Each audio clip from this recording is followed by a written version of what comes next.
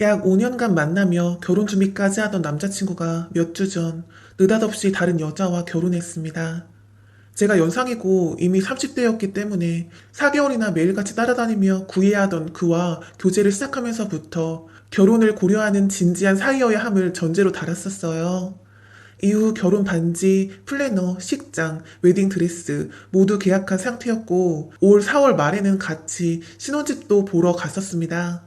식장 예약금 약 700만 원, 반지 약 370만 원은 남자가 직접 냈고요.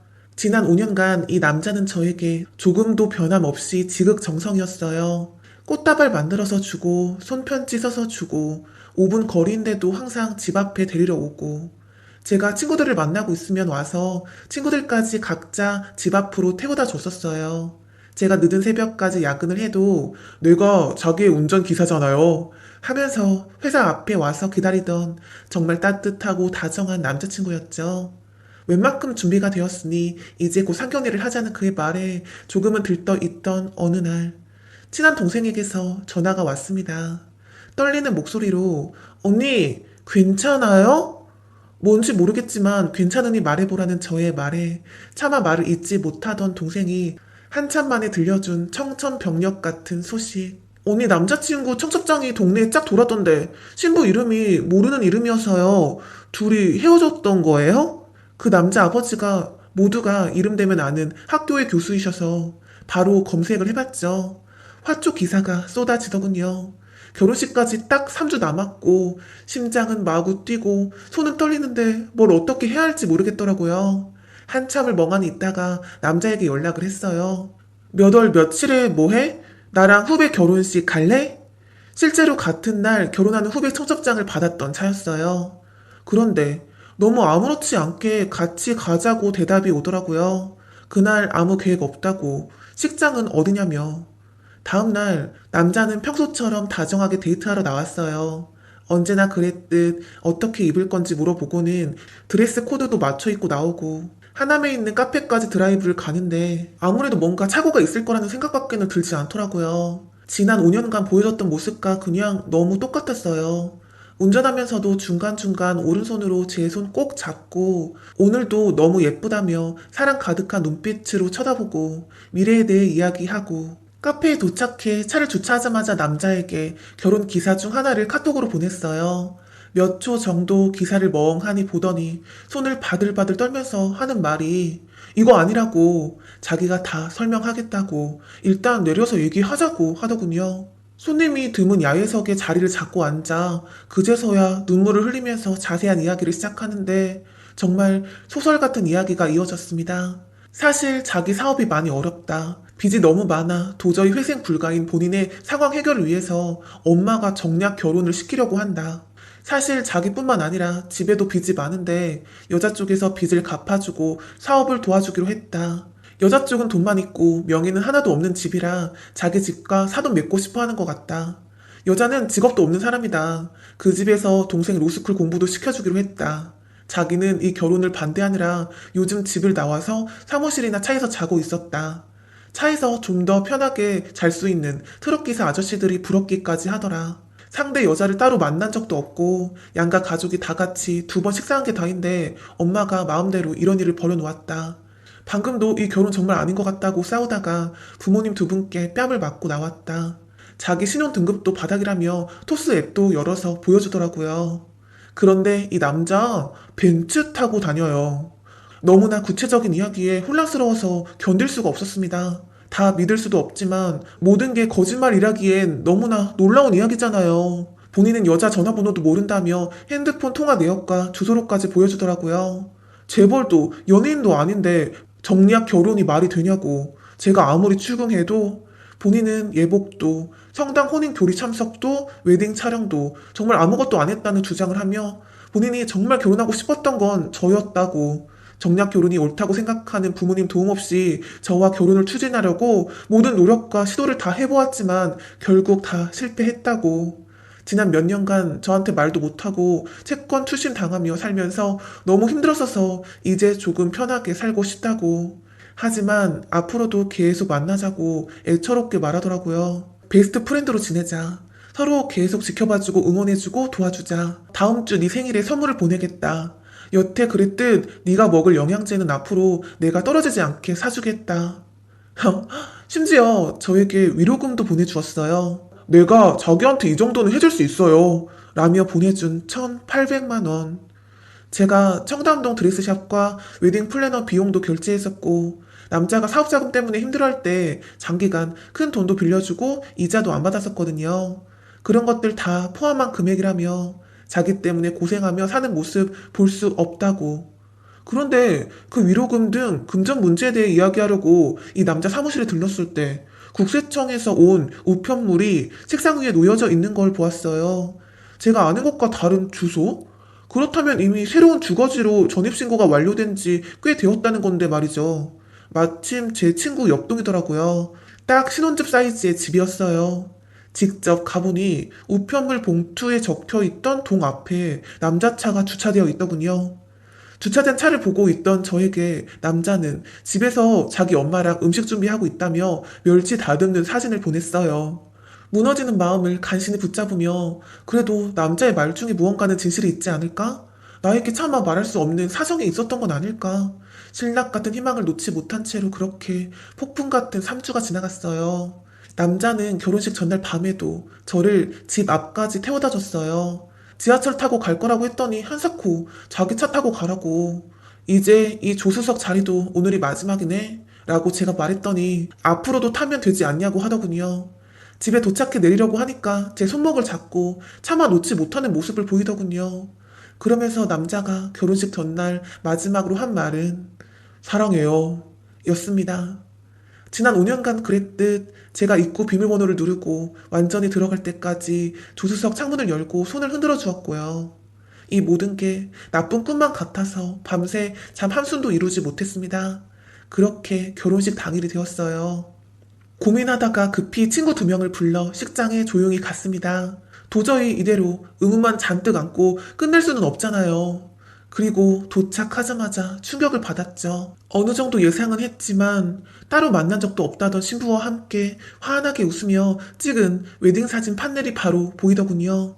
밝은 표정으로 손님 맞이하던 남자는 저를 보고 크게 당황하며 왜 말도 없이 왔느냐? 왜 마음 불편하게 이런 거 보려고 하느냐? 정말 갑자기 한 결혼이 맞고 웨딩 사진만 며칠 전에 급히 찍어 말을 못했다 등의 말을 몇 번이나 와서 반복하고 일부러 조금만 부른 건지 20명도 채 되지 않던 남자의 하객 친구들 중 제가 아는 사람들이 둘 있었어요.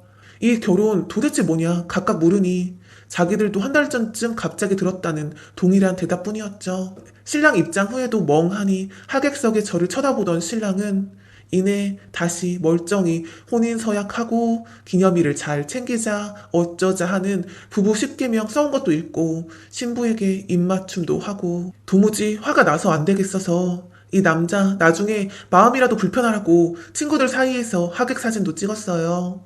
3주 동안 식사도 수면도 제대로 하지 못해 정말 엉망인 몰골이었지만 베스트 프렌드 하자고 했으니 지난 5년간의 베스트 프렌드로서 사진이나 남겨주자. 나의 작은 복수다. 나중에 신부가 이 여자는 누군지 물으면 둘러대면서 양심의 가책이라도 느껴라 생각하면서요. 그리고 집에 돌아가는데 남자가 또 바깥 입구까지 뛰어오더라고요. 오려면 말이라도 하고 오지. 왜 말도 없이 왔어요. 오늘은 이제 집에 가서 쉬어요. 내가 나중에 설명할게요. 멍하니 집에 돌아가는 길. 친구들이 시장에서 듣고 알게 된 사실을 알려주더라고요. 정리학 결혼은 웬말? 3년 연애하고 결혼한 거였답니다. 빚 갚아줘서 결혼한다는 것도 부모님한테 맞았다는 것도 다 거짓말이었어요. 주변 모두가 다 알게 헌신적이던 연인의 3년간 양다리.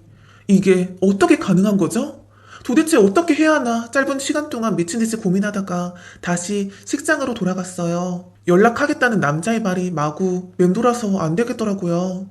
지금 신부에게 알리지 않고 나중에 연락 잘못 받으면 상간녀로 몰릴까 걱정도 됐고 이런 상황이 너무 억울하기도 하고 또 신부도 알아야 할 문제임이 분명했고요. 하객들이 다 돌아갈 때까지 기다렸다가 직계 가족만 있을 때 조용히 신부에게 가서 제 명함을 주며 신랑과 5년간 사귀어 왔던 사람이라고 말했어요. 그리고 더 자세히는 말 못하고 남자 쪽 가족한테 이끌려 밖으로 나갔습니다. 남자 어머니는 저랑 헤어진 걸로 알고 있었다며 가족들도 얼마 전에 아들한테 이 결혼 통보를 받아서 갑작스러웠다고 하더라고요. 그 와중에 하시는 말씀이 너도 왜 남자를 그렇게까지 믿었니? 이제 남자 보는 눈을 좀 키워서 좋은 사람을 좀 만나라. 이래서 동네에서 연애를 하면 여자가 손해인 거야. 사람들이 다 알잖아. 중간중간 아들 욕과 함께 저에게 미안하다고는 하시는데 전혀 진심이 느껴지지 않았어요. 그날 오후 같이 갔던 친구들이 인스타그램에 결혼식장이 태그된 신부 사진이 올라와 있다고 알려주더군요. 저보다 더 화가 나서 어쩔 줄 몰라 하며 울던 고마운 친구들. 신부도 피해자라는 생각에 신고 친정을 보냈죠. 그리고 무엇보다도 제가 이상한 사람이 아니라는 걸 꼭 알려주고 싶었어요. 다음날 이른 아침, 신랑 어머니한테서 협박 전화가 왔습니다. 내가 밤새 아들에게 들어보니 우리 아들은 순진해서 너를 못 끊어낸 죄밖에 없더라. 이건 네가 집착이 심한 거야. 사랑하는 사람이 결혼을 한다면 행복을 빌어줘야지. 왜 신부한테 연락을 해? 예수님이 인류를 위해서 목숨을 버리고 희생했는데 너는 왜 신앙이 있다는 아이가 그런 사랑을 실천하지 않는 거야? 우리 집이 어떤 집안인 줄 알아? 어제 식장에 변호사가 몇 명이나 왔는지 아냐고. 우리가 어젯밤 내내 회의를 해가지고 상황 수습을 다 해놨는데 네가 이러면 어떻게 하라는 말이야? 라면서 화를 내더군요. 한마디로 저를 미친 여자로 만들고 신랑 가족이 단체로 신부를 속였다는 말이죠. 그리고 신부와 잠시 인스타그램 친구가 되었습니다. 대화를 해보니 모든 퍼즐이 맞춰지더군요. 제 해외 출장 날짜에 맞춰서 그 여자분과 여행을 가고 투자사와 미팅한다고 하고는 그 여자분과 식사를 하고 급한 업무 좀 보고 가겠다고 하고선 그 여자분과 있다가 저를 만나러 오고 그 와중에 저랑 꼭 같이 해보고 싶었다며 직접 동네 텃밭을 분양받아 와서 저랑 바질 키우고 깻잎 키우고 했었어요. 신부도 제 게시물들을 보고 상황을 대강 파악했는지 전화 달라고 본인 번호를 메시지로 보냈더군요. 그간의 상황들에 대해 조금 대화를 한 후 제가 신랑 쪽 협박 때문에 망설여진다. 사실 당신을 만나도 나는 얻을 것이 많지 않다. 다만 같은 여자로서 도움을 원한다면 도와주겠다 라고 하자 신부가 본인도 너무 괴롭고 화가 난다고 꼭 연락하고 만나자고 하더라고요. 저는 위자료 받았다는 이야기도 했습니다. 저는 미친 스토커도 그 전 남친에게 집착하는 여자도 상간녀도 정말 아니니까요. 그런데 그 다음날 신부에게서 온 카톡 메시지는 다음과 같았습니다. 저기요, 과거는 묻어버리고 살기로 했어요. 그러니까 연락하지 마세요. 차단할게요. 그리고 남자 쪽의 협박이 다시 시작됐습니다. 결혼을 준비하며 제가 그 남자가 운영하는 회사로 들어가 1년 넘게 일하다가 중간부터 월급이 많이 밀리면서 회사를 나왔었어요. 다른 직원들도 급여가 밀려 퇴사하는 상황임을 알았기에 제 건 그냥 나중에 자금 사정이 좋아지면 받기로 하고요. 그 밀린 임금을 한 번에 모두 줄 테니 다시는 이 이야기를 누구에게도 언급하지 않겠다는 각서를 쓰라고 하더군요. 안 그러면 법적 대응을 하겠다고 하더군요. 명예훼손으로 고소하겠대요. 심지어 자기가 위로금이라고 보냈던 금액을 합의금이라고 주장하면서 과거의 관계에 대해 발설하면 제가 받았던 금액에 이자를 쳐서 반환해야 한다네요. 결혼식도 지키고 저랑 베스트 프렌드도 할 줄 알았는데 그게 안 되니까 돈이 너무 아까운가 봐요. 그래서 제가 그럼 그 돈 다시 돌려주고 나는 정식으로 약혼 파기 위자료 청구 소송을 하겠다. 내가 승소할 텐데 그럼 양측 변호사 빚까지 네가 물어야 하는 거다. 라고 하니 또 아무 대답도 안 하더군요. 이후 여태까지 제대로 된 사과도 받지 못하고 3천만 원이 넘는 임금과 퇴직금도 받지 못하고 있는 상태예요. 몇 번이나 합의 기회를 주었지만 남자 쪽의 적반하장 태도에 변함이 없었고 노동청에 진정을 넣어 놓긴 한데 사업주인 그 남자가 너무 심하게 비협조적이라 해결까지 얼마나 시간이 더 걸릴지 알 수 없는 상황이네요. 길면 몇 년이 걸릴 수도 있다고 해요. 심지어 남자는 자기를 진심으로 좋아했다면 어떻게 이렇게 상처를 줄 수가 있냐며 따지더라고요. 계획적으로 자기를 더 힘들게 만들려고 결혼식 다 끝나고 신부에게 알린 것 아니냐며 차라리 진작에 결혼을 깨버리지 그랬어요. 라고 하더이다. 아니 모바일 청첩장에 신부 번호도 양가 부모 번호도 안 넣고 일부러 딱 신랑 번호만 넣었던데 제가 식전에 신부에게 어떻게 연락했어야 하나요? 그리고 최근에 몰래 선을 받거나 바람이 났겠거니 정도나 예상했었지. 3년 연애 결혼은 예식 다 마친 후 들었는데 말이에요. 저는 너무 심한 마음고생에 키 160에 몸무게가 40kg까지 내려가고 정말 일을 쉬고 싶었지만 그럴 수는 없어 매일 억지로 정신을 붙잡고 힘겹게 근무하다가 결국 업무 강도 낮은 직장으로 옮기려고 현 직장에 사표도 냈습니다.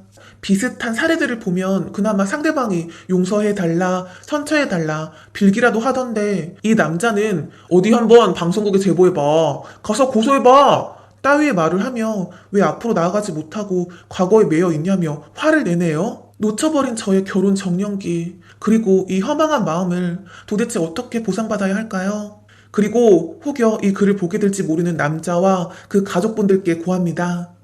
이 글에 당신들을 특정할 수 있는 내용을 쓰진 않았지만 제 얘기를 증명할 수 있는 계약 서류, 대화 녹취, 카카오톡 메시지, 사진, 동영상, 심지어 남자의 자필 편지까지 다 적법하게 보유하고 있어요. 혹여 저를 정말 명예훼손 따위로 고소한다면 높은 확률로 불기소가 되겠지만 어차피 당하는 거 전부 오픈해버리려고요. 이 글에 미처 다 언급하지 못한 심각한 비도덕적 행위들도요. 사람을 얼마나 우습게 보면, 아니, 세상을 얼마나 우습게 보면 그런 유치한 협박을 할 수 있는 건지 모르겠지만 저는 당신들이 생각하는 것보다 훨씬 더 많은 것을 알고 있답니다. 제가 공무원 되고 싶은 것도 아닌데 고작 명예훼손 혐의 따위 무섭지도 않아요. 받은 위로금으로 벌금 내죠 뭐. 저를 더 괴롭힐 시간 있으시다면 윤리의식이란 무엇인가부터 좀 찾아보시길 바랍니다.